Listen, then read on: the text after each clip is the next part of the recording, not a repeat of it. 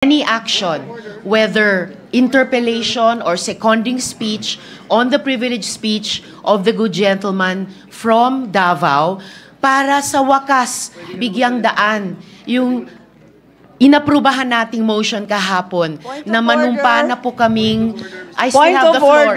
I have the floor, Mr. President. I have the floor, Mr. President, to make way for taking of the oath before the presiding. Itatayong bahay. Maaari itong magdulot ng panganib, hindi lamang sa mga maninirahan dito, kundi maging sa ibang mga kabahayan sa paligid nito. If any of us happen to discover that the house we were living in was structurally unsound, we would likely scramble to have it retrofitted. We would probably file cases in anger against developers. I doubt any of us would simply shrug our shoulders, saying, andito na tayo hayaan na lang. Now, imagine a house of representatives that built and filed the impeachment complaints against Vice President Sara Zimmerman Duterte. Trabahong inupuan sa simula. At noong papalapit na ang deadline, biglang naging buzzer beater. Mabilisang pinasa sa atin at ngayon tayo naman ang pinipilit at minamadali. Pinapagalitan pa nga, that is your sworn duty. Tama na ang pamumulutika. This is undue delay. Sandali. Bakit kaya sa pagkakataon at pangyayaring ito, tila madali lang para sa atin ang sabihing, andito na tayo Andyan na nga Mr. President, the House of Representatives are of the belief that they have built a solid case against Vice President Sara Zimmerman Duterte, prompting them to file an impeachment case. But how sound are the foundations of this impeachment case filed against the Vice President? Kagaya po ng konstruksyon ng isang bahay, ang proseso ng impeachment ay kinakailangan na nakatungtong sa isang solidong pundasyon. Ibig sabihin, ang mga arkitekto na pasimuno nito ay may tungkulin na tiyakin na may tatayuan ang kanilang mga akusasyon. Ngunit, ang impeachment ay isang proseso na hindi nakasalalay lamang sa mga arkitekto o mga instigador nito. Sa totoo lang, pinakamadali ang naging gampanin ng HOR sa proseso ng impeachment. Yun ay ang pagbubuo ng mga akusasyon, Mr. President, kahit sino po ay maaring magparatang kung kanino man. Sa bahagi naman po natin, ang pinakamahirap, ang paghusga, ang paggawad ng isang hatol na makatarungan at katanggap-tanggap. Anuman ang nakatuntong sa mahinang pundasyon ay laging may panganib na gumuho. Kung ang isang impeachment case ay minadali at nakasandig sa paghihiganti at pamumulitika, ay maihalin tulad sa isang strukturang itinayo sa gilid ng bangin. Bagamat tungkulin o obligasyon natin sa Senado na mag-convene bilang impeachment court, responsibilidad din natin na maging mapanuri at critical sa impeachment complaint na ipinasa rito sa ating bulwagan. As I usher in my 6th year in the Senate, my 39th year in public service, Mr. President, I can say I have gotten better at spotting irony. What we refuse to let happen to our houses, we seem to have allowed our House of Representatives to do in broad daylight, right under our noses, and at the expense of our institution's esteemed reputation. With this, Mr. President, my dear colleagues, allow me to express my serious concerns surrounding the constitutionally unsound foundation of the articles of impeachment that the Senate is set to tackle. Article 11, Section 3, Paragraph 2 of the 1987 Philippine Constitution provides that a verified complaint for impeachment may be filed by any member of the House of Representatives or by any citizen upon a resolution of endorsement by any member thereof, which shall be included in the order of business within 10 session days and referred to the proper committee within 3 session days thereafter. Keeping in mind the aforementioned constitutional provision.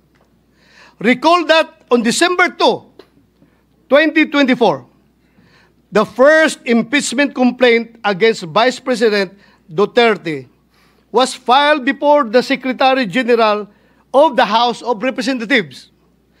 The second and third impeachment complaints were filed on December 4, 2024 and December 19, 2024, respectively. These complaints were each endorsed by members of the House of Representatives. While the Constitution requires that a complaint for impeachment must be included in the order of business within 10 session days, the House of Representatives Rules of Procedure in impeachment proceedings require the Secretary General to immediately refer the complaints to the Speaker. Despite this, no action was ever taken by the House on the 3 impeachment complaints filed. Hindi po ito simpleng pagkalimot, Mr. President. Ito po ay tahasang pagsantabi ng kanilang internal rules at constitutional provision. Sinadya po nila na baliwalain ang konstitusyon.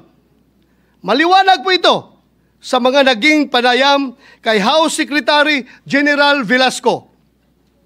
In media interviews, the Secretary General publicly disclosed that the members of the majority of the House of Representatives asked him to withhold the transmittal of the impeachment complaints to the Speaker. Their goal then was to give themselves more time to decide whether or not to file another impeachment complaint. Pinaghintay po ng mayorya ng House of Representatives ang 3 impeachment complaint. May ganyan po ba silang kapangyarihan?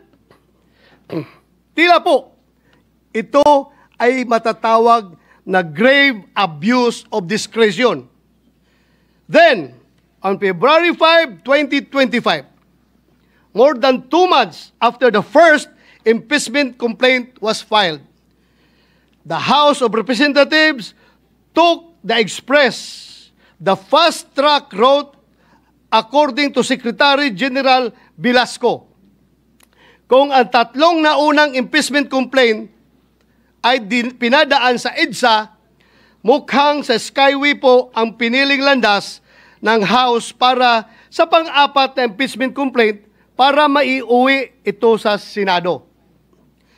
With less than an hour before the close of session of that day, the House of Representatives transmitted to the Senate a verified complaint for impeachment against Vice President Sara Z. Duterte, purportedly signed by 215 members of the House of Representatives. My honored colleagues, had the House complied with their own rules and the Constitution, the 3 previous impeachment complaints would have been referred to the appropriate committee by the time the present impeachment complaint was filed and sponsored by the members of the House of Representatives. In other words, Your Honors, the intentional inaction of the House of Representatives allowed its members to purportedly circumvent the one-year ban enshrined in Article 11, Section 3, Paragraph 5 of the Constitution. Given the glaring circumvention of the Constitution, should we allow impeachment complaints which are constitutionally infirm to be heard and tried by this body? Kung defective po ang foundation ng impeachment complaint, marirepair o marirehabilitate ba ito ng pag-convene ng impeachment court? Hindi po ba mawawala ng saysay ang pag-convene ng Senate as an impeachment court kung malinaw na labag sa konstitusyon ang nais nating itayo? Kaya ang impeachment ay isang sensitibong proseso. Sa pagsampa pa lamang nito, binabato na agad ang akusado ng putik na kahit maakwit ay tila habang buhay nang nakamansa sa kanyang pagkatao. Pagkatapos ng impeachment, anuman ang magiging hatol, the damage done to the reputation of the accused will forever be irreparable. He or she will never be the same again. Some of the members of this august body may not agree with me and may take a different view as to whether the one-year ban has been violated by the House of Representatives.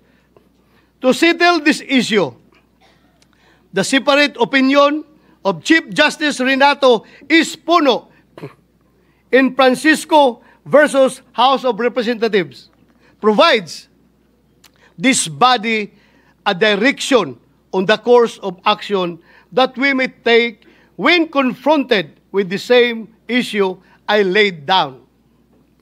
Former Chief Justice Espuno said that before the Senate is convened as an impeachment court, the Senate, which has primary jurisdiction over the case, can already decide the question on whether the one-year ban has been violated or not. That is why, insisting ako na ma-deliver ito before we convene as an impeachment court.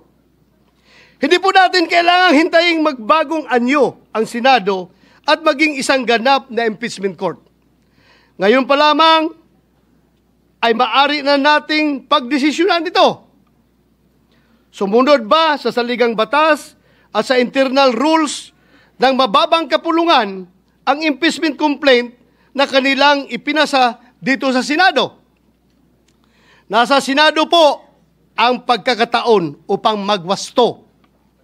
Kung minadali ng isuar ang impeachment complaint, bakit kailangan natin itong tumbasan ng kaparihong kawalang pagpapahalaga sa tamang proseso? Madalas po natin sabihin, dito sa ating kapulungan, we are men and women of rules. Manatili po tayong ganon, malayo mula sa ingay at impluensya ng kung sino mang may mga personal na interest at pakinabang sa pagmamadaling ipinipilit sa atin. Mr. President, the inaction of the House of Representatives resulted not only in a possible violation of the Constitution, but in another justiciable controversy. It is worthy to note that its new Congress, empowered by a fresh electoral mandate in both the House of Representatives and the Senate, is not bound by the legislative actions of its predecessors. Hindi po natin maaring pilitin ang mga papalit sa atin sa future Congresses na ipagpatuloy ang anumang ating nasimulan. Sabi nga po ni President Chis Escudero kahapon, the Congress cannot pass an irrepealable law. Lahat ay pwedeng baguhin at galawin ng mga sumusunod na mahahalal sa Kongreso. Maari pong hindi sila gumalaw at hayaan lamang na nakatiwangwang ang anumang proceeding na sinisimulan ng mga nauna. When the fourth impeachment complaint was submitted, the 19th Congress was teetering on the brink of a long slumber. The Senate is now being urged to convene with only 2 session days, 20 days remaining before the 19th Congress closes. Hindi man po ako abogado, alam ko pong walang kaso, mapasibil, administrative, o kriminal na dinidinig sa loob lamang ng isang buwan. Naghihingalo na po ang buhay ng 19th Congress. Bakit po natin ipipilit pa kung ang pintuan ng 20th Congress ay malapit nang magbukas? Malinaw naman po sa ating Rules of Procedure on Impeachment Trials, kailangang isumon ang person impeached para paharapin sa Senado. Kailangan din siyang bigyan ng 10 araw para mag-submit ng kanyang answer. 5 araw naman ang ibinibigay sa mga prosecutor para mag-file ng kanilang reply. Kaya po, kahit mag-convene ng impeachment court bukas, summon at